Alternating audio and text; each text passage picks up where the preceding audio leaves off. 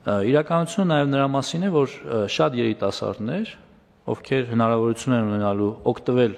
այս ծրագրից, եթե մենք ընձեռենք այդ հնարավորությունը, իրենք հանդիսանում են մեր ծառայության մեջ հիմնականում կանոնադրային հարաբերությունները խախտողներ։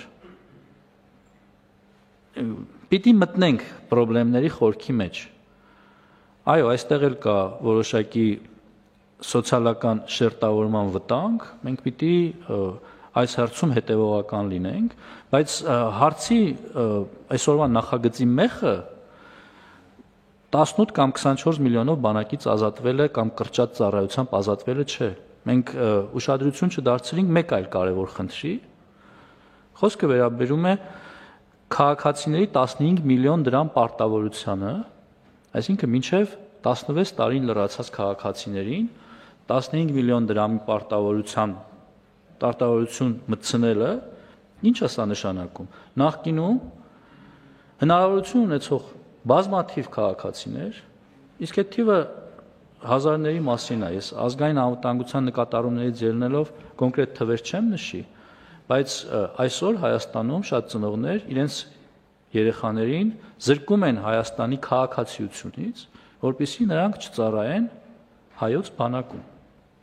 Կետերից մեկը 4-րդ կետը վերաբերում է դրան։ Այսինքն սա մեծ հնարավորություն է տալու, որ այն քաղաքացիները, ովքեր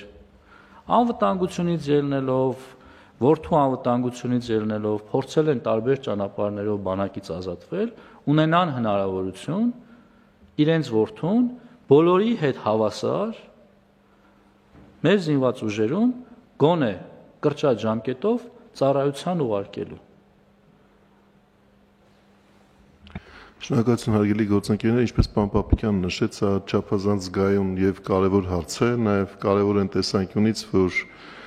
այս թե մտահոգությունները, որոնք վերաբերում են առ այսօր արձանագրված երևույթներին, թե հարցի հետ կապված զգայունությունը, որը գուցե տարբեր ժամանակներում տարբեր կերպ քննարկելու փորձեր եղել են, սակայն ինչ որ մի պահից հաշվի առնելով հենց այդ զգայունության հարցը այդ քննարկումները հետաձգվել են, սա լավ առիթ է, որ ազգային ժողովում քննարկումները շարունակվեն նաև մշտական հանձնաժողովներում, որտեղ կհնչեն վստահաբար այլ փաստարկներ, այլ տեսակետներ, հավանաբար դրանք նույնպես կառավարության ներկայացուցչի հետ միասին կքննարկվեն եւս մեկ անգամ եւ տեղ կգտնեն կարտահայտվեն նախագծի այն վերջնական տեսքում, որը կդառնա օրենսդրական կարգավորում։ Եվ ես առաջարկում եմ նկատի ունենալով, որ մեր ներկայացուցիչը շարունակի նաև ազգային ժողովի քննարկումներում գործընկերների հետ միասին այս հարցի բովանդակությունը վերջնականացնել